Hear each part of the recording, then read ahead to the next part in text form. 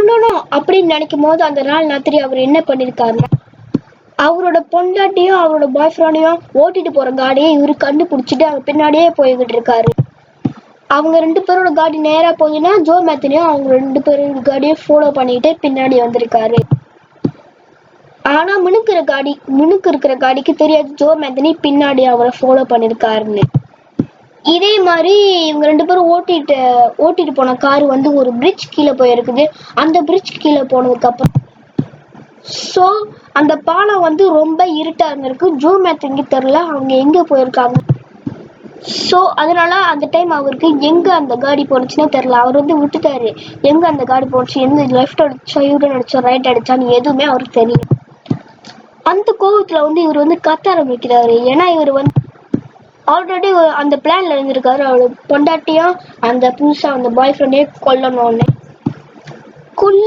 கொல்ல முடியாதனால இவர் என்ன பண்ணிருக்காருன்னா, அந்த பாலத்துக்கு கீழே அந்த வண்டியை பார்க் பண்ணி வெளியில வந்து பார்க்கும்போது வெளியே இந்த ஹோம்லெஸ் பீப்புள், பிச்சைக்காரங்க அந்த மாதிரி சொல்லலாம்ல, அவங்க கிட்ட போய் என் பொண்டாட்டியோட பாய் ஃப்ரெண்டையும் எக்ஸ் பாய் ஃப்ரெண்டையும் பார்த்தியா அப்படின்னு கேட்டிருக்காங்க.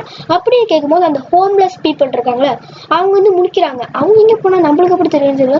ஸோ அவங்க வந்து தெரியலன்னு சொல்லியிருக்காங்க. ஸோ அந்த ஹோம்லெஸ் பீப்புள் என் பொண்டாட்டி எங்கன்னு கேட்கும்போது தெரியலன்னு சொன்னனால காடியில இருந்து ஒரு பெரிய கோடாலி எக்ஸ் அதை எடுத்து 2 பேர் இருந்திருக்காங்க அந்த இடத்துல. 2 பத்தியும் கரெக்டா மண்டையிலே அடிச்சாரு.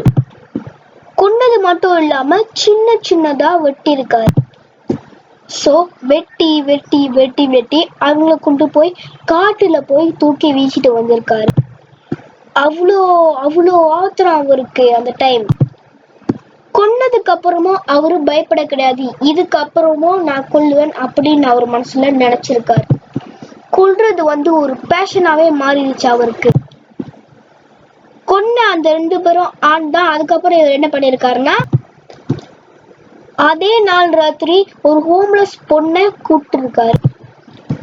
இந்த பொண்ணும் ரோட் சைட்ல தான் தூங்கியிருக்கா. தூங்கின பொண்ணை எழுப்பி என் பொண்டாட்டியும் பாய் ஃப்ரெண்டையும் எங்கன்னு கேட்டிருக்கா. அந்த பொண்ணு வந்து தெரியல அப்படின்னு சொன்னதுனால திரும்பியும் அந்த ஆக்ஸ் கோடாலி எடுத்து அவங்க மண்டையிலே குத்தி சின்னதா வெட்டியிருக்காரு. இல்ல வந்து இவரு கோடாலி எடுத்து அடிச்சிருக்காரு. அதுக்கு அடிச்சதுக்கு அப்புறம் ரேப் பண்ணிருக்காரு. அடிச்சதுக்கு அப்புறம் சின்னதா வெட்டி காட்டுக்குள்ள தூக்கி போட்டு வந்திருக்கு. ஸோ இந்த 3 பேரை கொண்டு போய் அப்புறம் 4வது வந்து ஒரு பொண்ணு தான். இந்த பொண்ணு ரோட் சைட்ல தான் தூங்கிக்கிட்டு இருந்திருக்கா. தூங்கின பொண்ணை எழுப்பி 3வது பொண்ணை எப்படி கொண்டிருக்காரோ அதே மாதிரிதான் கொண்டிருக்காரு. கேள்வி கேட்டிருக்காரு. அவருக்கு பிடிச்ச மாதிரி பதில் வரனால இந்த பொண்ணை அடிச்சு கொண்டு ரேப் பண்ணிட்டு திரும்பியும் காட்டுல தூக்கி வீசிட்டு வந்திருக்காரு. இதே மாதிரி அந்த நாள் ராத்திரி இவர் மொத்தம் 5 பேரை கொண்டிருக்காரு. இந்த பொண்டாட்டி மேலேயும் அந்த பாய் ஃப்ரெண்ட் மேலேயும் இருந்திருந்த காரணத்தினால அதை எங்க காட்டணும்னு தெரியாம இந்த வீடு இல்லாதவங்க ஹோம்லெஸ் பீப்புள்கிட்ட காட்டியிருக்காரு. ஸோ அதனால 2 வாரத்திலே ஜோ மேத்தனி இந்த பொண்ணுங்க ஆணுங்க ஹோம்லெஸ் பீப்புளை கொண்டனால நியூஸ்ல வந்து தெரிய ஆரம்பிச்சிடும். அதுக்கப்புறம் ஜோ மேத்தனியை அரெஸ்ட் பண்றாங்க. எத்தனை வருஷம்டா அப்படின்னு கேட்டீங்கன்னா 1 வருஷம். ஏண்டா 5 பேரை கொண்டிருக்காரு, 1 வருஷம் தான் கொடுத்துருக்காங்க அப்படின்னு கேட்டீங்கன்னா, இவங்க வந்து ஹோம்லெஸ் பீப்புள் அப்படின்னா அவங்களுக்கு வந்து அம்மா அப்பா இல்லை, அப்பா இல்லை, அம்மா இல்லை, ஃப்ரெண்ட்ஸ் இல்லை, எதுவுமே இல்லாதனால அவங்க செத்தாலும் யாரும் கண்டுக்க மாட்டாங்க. அந்த மாதிரி நினைச்சுதான் 1 வருஷம் கொடுத்துருக்காங்க. ஸோ ஜெயில இருந்து வெளியே வந்ததுக்கு அப்புறம் ஜோ மேத்தனி திருந்தினாரு அப்படின்னு கேட்டீங்கன்னா இல்லை, அவர் திரும்பியும் கொலை பண்ண ஆரம்பிக்கிறாரு. இந்த பொண்டாட்டி விட்டுட்டு போனதுக்கு அப்புறம் இவர் சரியா வேலைக்கு கூட போனது கிடையாது. வேலைக்கு போகாதனால வீட்டு காசு கட்ட கிடையாது. அதனால அந்த வீட்டு ஓனரு வெளியே துரத்தி விட்டுட்டாங்க. வீட்டை விட்டு துரத்துனதுக்கு அப்புறம் இவர் வந்து ஒரு ட்ரெய்லர்ல தான் வாழ்ந்திருக்காரு. இந்த ட்ரெய்லருக்குள்ளதான் இவர் ரொம்பவே கொடூரமான வேலையெல்லாம் பண்ண ஆரம்பிக்கிறார். இவர் என்ன பண்ணிருக்காருன்னா, சும்மா வெளியே நடந்து போயிருக்காரு. வெளியே நடந்துகிட்டு இருக்கும்போது 2 பொண்ணுங்களை பார்த்திருக்காரு. இந்த 2 பொண்ணுங்க கிட்ட அழகா பேசி ஃப்ரெண்ட் ஆகி ரொம்ப க்ளோஸ் ஆகி இவரு அந்த 2 பொண்ணுங்களையும் வீட்டுக்கு கூப்பிட்டுருக்காரு. இந்த 2 பொண்ணுங்களும் அந்த டைம் ஜோ மேத்தனியை ரொம்பவே நம்பியிருக்காங்க. இந்த ட்ரெய்லருக்குள்ளதான் ஜோ மேத்தனி அந்த 2 பேரையும் ஆக்ஸ் கோடாலி அதை வச்சு கொண்டிருக்காரு. கொன்னது மட்டும் இல்லாம அந்த 2 பொண்ணுகளையும் சின்ன சின்னதா வெட்டி இருக்காரு. வெட்டி வெட்டி வெட்டி வெட்டி இந்த 2 பொண்ணுங்களோட இறைச்சியை இவர் என்ன பண்ணிருக்காருன்னா ஒரு டப்பாவை திறந்து அந்த டப்பா உள்ள இவரோட 2 பத்தியோட இறைச்சியெல்லாம் உள்ள போட்டிருக்காரு. பாக்கி இருக்கிற அந்த பொண்ணுங்களோட குடலு, எலும்பு, தலை அதெல்லாம் என்ன பண்ணிருக்காருன்னா அவர் என்ன பண்ணிருக்காருன்னா கொண்டு போய் அந்த ட்ரெய்லர் பின்னாடிக்கே புதைச்சு வச்சுட்டாரு. இந்த இந்த ட்ரெய்லர்ல இருக்கும் போது இவர் வந்து சாண்ட்விச்சை விட்டு தான் காசு பார்த்துக்கிட்டு இருக்காரு. அதுவும் அந்த சாண்ட்விச்சை யாரும் பெருசா வாங்க மாட்டேங்கிறாங்க அப்படின்றனால ஜோ மேத்தனிக்கு அந்த டைம் புதுசா ஒரு ஐடியா தோண ஆரம்பிக்குது. நான் ஏன் பர்கர் விற்கக்கூடாது அப்படின்னு அவர் யோசிச்சிருக்காரு.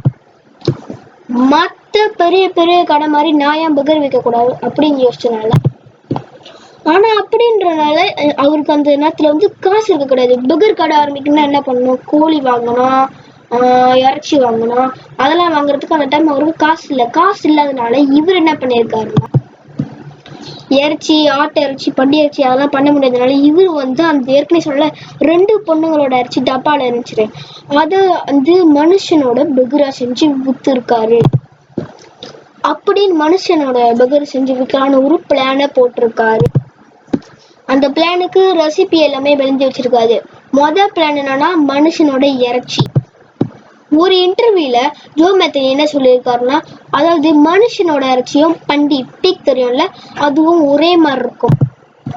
அதனால இவர் அந்த பர்கர் செஞ்சு விற்கும் போது யாருக்கும் டவுட் வர கிடையாது அது மனுஷன் இறைச்சின்னு. அவங்க எல்லாமே சாப்பிடும் போது நினைச்சுக்கிட்டாங்க அது ஒரு பண்டி போர்க் இறைச்சி அப்படின்னு நினைச்சிருக்காங்க. சரி, ஃபர்ஸ்ட் ஆஃப் ஆல் அவர் எப்படி சமைச்சாருன்னு நான் பேசுறேன். இவர் என்ன பண்ணிருக்காருன்னா ஃப்ரிட்ஜ் சைட்டு போயிருக்காரு. உள்ள போயிட்டு திறந்து அந்த இறைச்சி மனுஷ இறைச்சி 2 பொண்ணும் சொன்னால அந்த டப்பாவை எடுக்கிறாரு. அந்த டப்பாவோட மூடியை திறந்து இவர் என்ன பண்ணிருக்காரு அந்த இறைச்சியை சட்டிக்குள்ள போட்டு அதை நல்லா வறுத்து இருக்காரு. அதை நல்லா வறுத்து கிண்டி கிண்டி கிண்டி அதுக்கப்புறம் என்னென்னத்தையோ போட்டிருக்காரு. அதை வந்து பர்கரா செஞ்சு அதை வந்து மக்களுக்கு கொடுக்க ஆரம்பிக்கிறாரு. இவரோட அந்த மனுஷ இறைச்சி பர்கரை சாப்பிட்டு நிறைய பேர் பாராட்டிருக்காங்க. மக்கள் என்ன சொல்லியிருக்காங்கன்னா வா பர்கர் அவ்வளோ ருசியா இருக்கு, எனக்கு அவ்வளோ பிடிச்சிருக்குன்னு சொல்லியிருக்காங்க. இனிமேலே பர்கர்னாலே உங்க கடை தான் சொல்லுவேன் அப்படின்னு மக்கள் சொல்லியிருக்காங்க. பட் யாருக்குமே தெரியாது அது வந்து ஒரு மனுஷ இறைச்சியோட பர்கர் அப்படின்ட்டு. எல்லாமே அது வந்து பண்டி பர்கர் அப்படின்னு நினைச்சிருக்காங்க. ஆனா அது கிடையாது. நிறைய பேர் அவரோட கடைக்கு வந்து பர்கர் வாங்க வாங்க வாங்க அந்த டப்பாக்குள்ள இருந்துச்சு பாத்தீங்களா அந்த இறைச்சி வந்து குறைய ஆரம்பிக்குது. குறைஞ்சனால இவரு என்னடா குறைய ஆரம்பிச்சுன்னு அப்படின்னு சொல்லிட்டு இன்னொரு பெண்ணை தேடி போயிருக்கு. ஸோ அதனால ஜோ மேத்தன் என்ன பண்ணிருக்காருன்னா இந்த 2 பேரோட இறைச்சி முடியறதுக்குள்ள வேற ஆளை கொள்ளணும் அப்படின்னு இன்னொரு பிளானை போட்டிருக்காரு. ஸோ அப்படி இப்படின்னு சொல்லிட்டு இவரோட நெக்ஸ்ட் டார்கெட் யாருன்னு பாத்தீங்கன்னா அதுவும் ஒரு பொண்ணு தான். அந்த பொண்ணுகிட்டையும் பேசி பேசி பேசி ரொம்ப க்ளோஸ் ஆனதுக்கு அப்புறம் என் வீட்டுக்கு வான் அப்படின்னு கூப்பிட்டுருக்காரு. ஸோ அந்த ட்ரெய்லருக்கு வந்ததுக்கு அப்புறம் அந்த பொண்ணு இருக்கால அந்த பொண்ணுக்கு வந்து ஜோ மேத்தனி மேல லைட்டா சந்தேகம் வர ஆரம்பிக்குது. என்னமோ சரியில்லைன்னு சொல்லி ஜோ மேத்தனி அலட்சியமா இருக்கிற நேரம் பார்த்து அந்த பொண்ணு ஓடி போய் இந்த பொண்ணு செஞ்ச நல்ல விஷயம் என்ன பாத்தீங்கன்னா அவர் டக்குன்னு போயிட்டு கால் பண்ணி போலீஸ்ட சொல்லிட்டான். ஜோ மேத்தனி ஒருத்தர் இருக்காரு, அவர் வந்து மனுஷ இறைச்சி வந்து செஞ்சு விற்கிறாரு அப்படின்னு போலீஸ்ட சொல்லியிருக்கு. மேபி நீங்க அதை வாங்கி சாப்பிட்டுருக்கலாம், யாருக்கு தெரியும். இந்த பொண்ணு போன் அடிச்ச விஷயம் வந்து ஜோ மேத்தனிக்கு அந்த டைம் வந்து தெரியாது. இந்த பொண்ணு ஓடி போனதுக்கு அப்புறம் ஜோ மேத்தனி விட்டுட்டாரு. அடையோ போனா போட்டோம், நம்மளுக்கு என்ன வேற பொண்ணா இல்லை அப்படின்னு சொல்லிட்டு அவரு விட்டுட்டாரு. அப்புறமா ஒரு சில வினாடிக்கு அப்புறம் போலீஸ் வந்து ஜோ மேத்தனி வீடை வந்து செக் பண்றாங்க. ஜோ மேத்தனியோட வீட்டை ஃபுல்லா செக் பண்ணி பார்க்கும்போது தான் தெரியுது ஃப்ரிட்ஜ் உள்ள ஒரு மனுஷனோட இறைச்சி டப்பா இருக்குன்னு போலீஸ் பார்த்துருக்காங்க. அது மட்டும் இல்லாம ஜோ மேத்தனியோட கிச்சன் அந்த அடுப்பு கிட்ட இருக்கு பாத்தீங்களா, அந்த அடுப்பு கிட்ட இருக்கும்போது சிங்கி இருக்கும்ல, அந்த சிங்கி கை கலரோட பார்க்கும்போது ஃபுல்லா ஒரு ரத்தமா இருக்கு. ஸோ அந்த அழுக்கெல்லாம் பார்த்ததுக்கு அப்புறம் போலீஸ் வந்து கேட்குறாங்க ஜோ மேத்தனி கிட்ட இந்த அழுக்கெல்லாம் யார் பண்ணான்னு. அந்த டைம் ஜோ மேத்தனியே ஒத்துக்கிறாரு, நான் தான் அதெல்லாம் பண்ணேன்னு. 2004 ஜோ மேத்தனிக்கு லைஃப் இம்ப்ரெஷன் கொடுத்துருக்காங்க. அதாவது என்ன சொல்லியிருக்காங்கன்னா, இனிமேலே நீ ஜெயிலே தான் இருக்கணும், ஜெயிலை விட்டு வரவே கூடாது சாகுற வரைக்கும். ஃபர்ஸ்ட் ஆஃப் ஆல் நீங்க நல்லா பாத்தீங்கன்னா ஜோ மேத்தனி இருக்கிற காண்டு வந்து அந்த அப்பாவி மக்களை கொள்ளணும் அப்படின்னு கூட இல்லை. அந்த பொண்டாட்டியும் பாய் ஃப்ரெண்டும் அந்த பிள்ளையை விட்டு போனதுனாலதான் அவருக்கு செம்ம கோபம் வந்துருக்கு. ஸோ அதனால அந்த கோபத்தை எங்க காட்டணும் அப்படின்னு தெரியாம அந்த அப்பாவி மக்களை தான் கொண்டிருக்காரு. முதல்ல கொண்டிருக்காரு, ரெண்டாவது கொண்டிருக்காரு, மூணாவது கொண்டிருக்கு அப்படின்னு இவர் கொல்ல கொல்ல கொல்ல அவருக்கு அந்த கொல்றது வந்து ஒரு பேஷனாவே மாறிடுது. எத்தனை பேர் ஜோ மேத்தனி செஞ்சு அந்த பர்கரை சாப்பிட்டுருப்பாங்க. இந்த கேஸ் எல்லாத்துக்கும் தெரியும் போது அந்த மக்கள் இருக்காங்களா சாப்பிட்டவங்களுக்குள்ள எப்படி இருக்கு. ஸோ அதுதான் ஜோ மேத்தனியோட கேஸ். மனுஷ இறைச்சிய செஞ்சு வித்தனால அவருக்கு வாழ்க்கை ஃபுல்லா ஜெயில் தண்டனை. ஸோ அதனால நான் ஒன்னே மட்டும் உங்கள்கிட்ட ஷேர் பண்ணிக்கிறேன். எது இருந்தாலும் செக் பண்ணி பார்த்து கோழி இறைச்சியா மாடு இறைச்சியா ஆடு இறைச்சியான்னு பார்த்து சாப்பிடுங்க.